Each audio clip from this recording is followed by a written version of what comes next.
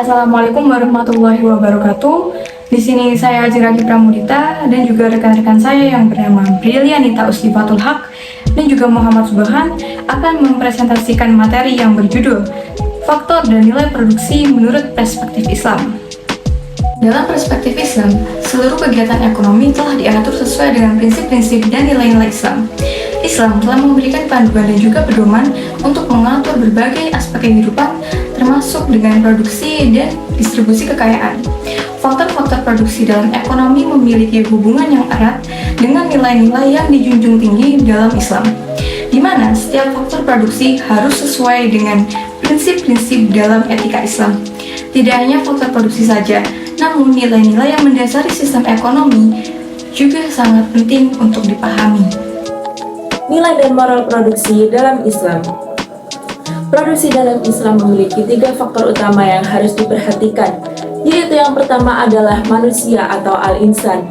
Manusia adalah faktor produksi yang memiliki potensi, keterampilan, dan kemampuan untuk bekerja dan menghasilkan barang dan jasa. Dalam Islam, manusia dihormati sebagai khalifah Allah di bumi, dan mereka diharapkan dapat menggunakan kemampuan mereka untuk bekerja dengan baik dan jujur. Yang kedua adalah modal atau al-mal. Modal mencakup semua sumber daya fisik dan finansial yang digunakan dalam produksi. Dalam Islam, kepemilikan modal harus didasarkan pada prinsip-prinsip syariah yang melarang praktik riba atau bunga dan aktivitas-aktivitas yang bertentangan dengan nilai-nilai Islam. Dan yang ketiga adalah alam atau al-haq. Alam adalah sumber daya alamiah yang diberikan oleh Allah seperti tanah, air, energi, dan lainnya. Dalam Islam, alam dianggap sebagai amanah atau titipan dari Allah, dan umat manusia diwajibkan untuk menjaga, memanfaatkan, dan memeliharanya dengan bijak. Sedangkan nilai produksi dalam Islam yang harus diperhatikan yaitu yang pertama adalah keadilan atau al-adl. Dalam perspektif Islam, nilai keadilan sangat penting dalam produksi. Keadilan memastikan bahwa pembagian hasil produksi haruslah adil dan merata. Tidak adanya eksploitasi dan perlindungan terhadap hak-hak individu dan masyarakat. Sedangkan yang kedua yaitu kemaslahatan umum atau al-maslahah al-ammah. Prinsip kemaslahatan umum mengharuskan produksi barang dan jasa yang bermanfaat bagi masyarakat secara keseluruhan. Dalam Islam, produksi yang merugikan kesehatan, keamanan, lingkungan, dan keadilan sosial haruslah dihindari. Sedangkan yang ketiga yaitu ketakwaan atau al-taqwa. Dalam konteks produksi, nilai ketakwaan mengacu pada melaksanakan aktivitas ekonomi secara etis dengan mengikuti ajaran-ajaran Islam dan menjauhi segala bentuk penipuan, korupsi, riba, dan perilaku yang tidak bermoral. Topik selanjutnya adalah masalah-masalah dalam produksi. Masalah-masalah dalam produksi dapat dikategorikan ke beberapa bagian. Di antaranya adalah 1. Keterbatasannya sumber daya. Salah satu masalah utama dalam bidang produksi adalah keterbatasan sumber daya. Sumber daya seperti tenaga kerja, modal, waktu, dan juga bahan baku merupakan hal-hal yang sangat-sangat minim di kehidupan kita sehari-hari. Sehingga individu dan juga perusahaan harus mengelola sumber daya yang minim tersebut dengan cermat dan bijaksana agar memenuhi kebutuhan dan juga memaksimalkan produksi mereka. Kedua adalah efisiensi produksi. Masalah efisiensi produksi sangat berkaitan dengan penggunaan sumber daya yang tidak optimal. Ketidakmampuan produsen dalam mengoptimalkan sumber daya yang ada berakibat pada pemborosan, naiknya biaya produksi, dan juga output yang rendah.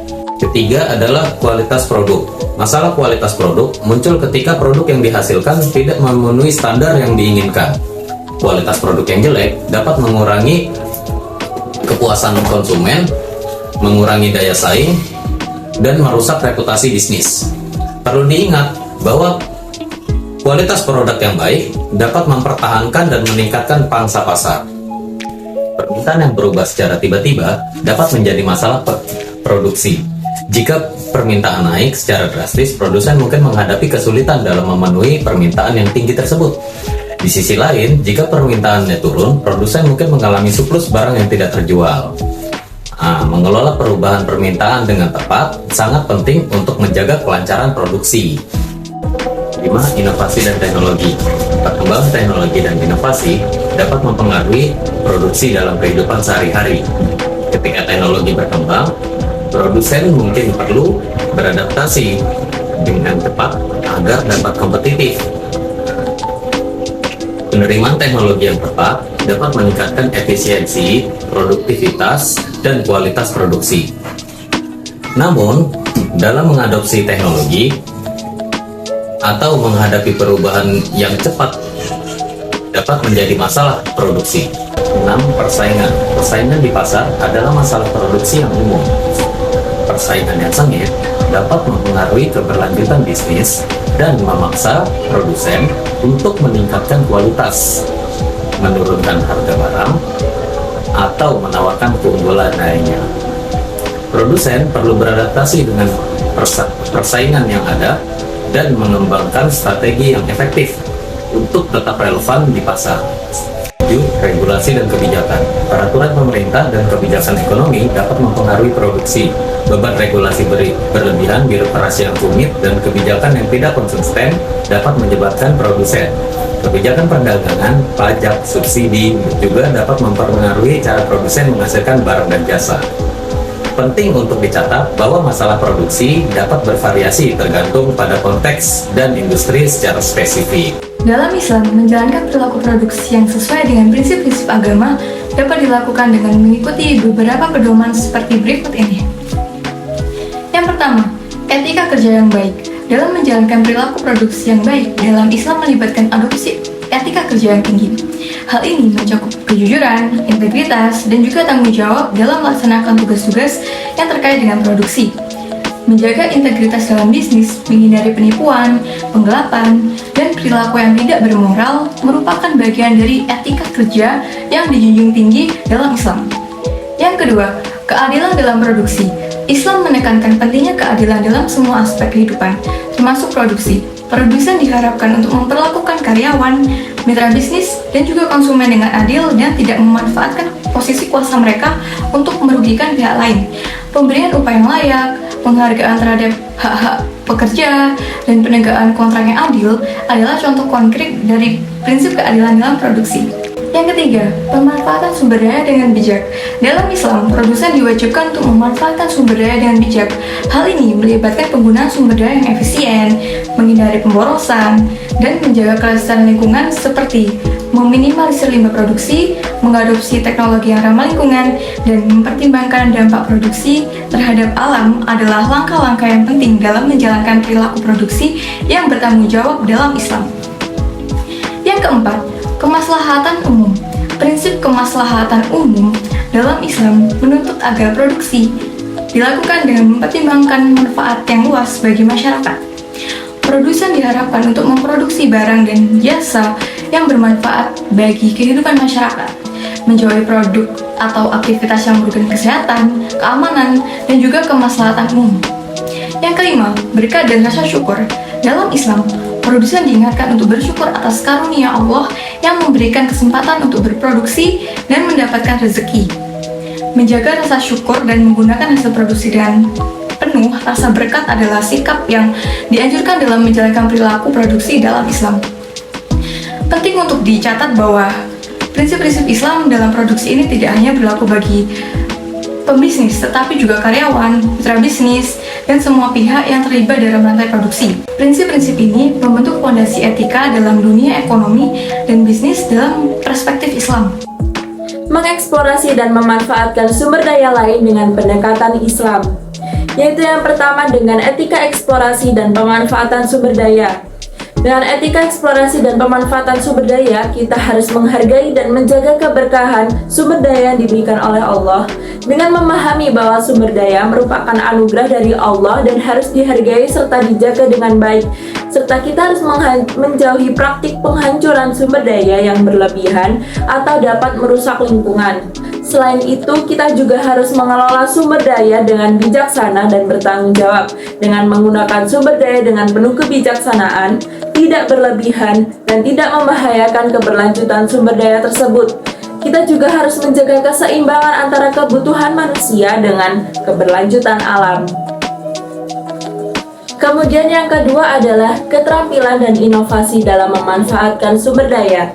Yang pertama, kita harus mengembangkan keterampilan dan pengetahuan untuk memaksimalkan pemanfaatan sumber daya dengan berinvestasi dalam pendidikan dan pelatihan untuk mengembangkan keterampilan dalam mengelola dan memanfaatkan sumber daya secara efisien. Selain itu juga dengan mempelajari teknik-teknik pengelolaan yang berkelanjutan dan ramah lingkungan untuk memaksimalkan hasil produksi.